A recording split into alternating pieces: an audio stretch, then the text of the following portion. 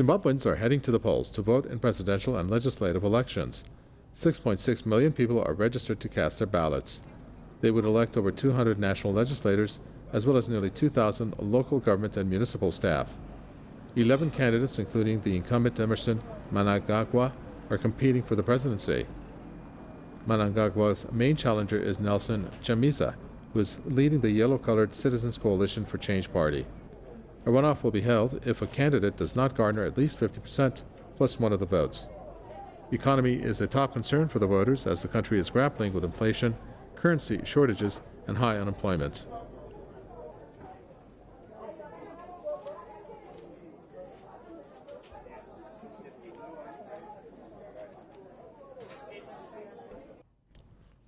Jon Offei-Ansah, publisher at Africa Briefing, joins us. What can you tell us about the elections in Zimbabwe regarding the president, the incumbent, and of course his opposition, and of the competition that he's getting? What are we looking at? Are we looking at any changes taking place here? Well, it appears the ruling ZANU-PF, led by the incumbent Emerson Mnangagwa, might win the election, because there are reports of an uneven playing field, for the main party, the ZANU-PF, and Nelson Chamisa's main opposition, CCC. But the turnout so far has been high. I mean, 6.6 people registered to vote out of the population of about 50 million. And the turnout is so far encouraging.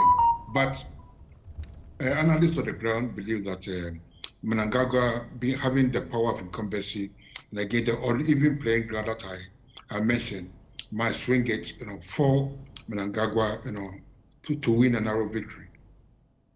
Of course, one of the key challenges that exist for any government there in Zimbabwe are the way that the economy is suffering due to the money devaluation or the currency devaluation, and also sanctions if they are still in place with Zimbabwe, against Zimbabwe.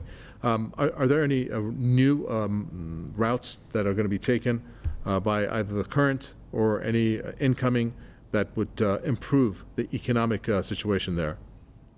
Well, the country has been reeling, economically for a very long time, since the EU and the US imposed sanctions about 2 decades ago.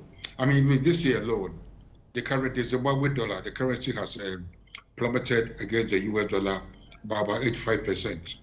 And inflation is running in 3 digits, right? You cannot access money anywhere. But the IMF and the World Bank say that if these elections are declared free and fair, then they will look at coming to Zimbabwe's rescue. So these elections, are quite pivotal in maybe rescuing Zimbabwe from the doldrums. All right, thank you very much for that. We appreciate it. Jon Offei-Ansah, publisher at Africa Briefing. Thank you.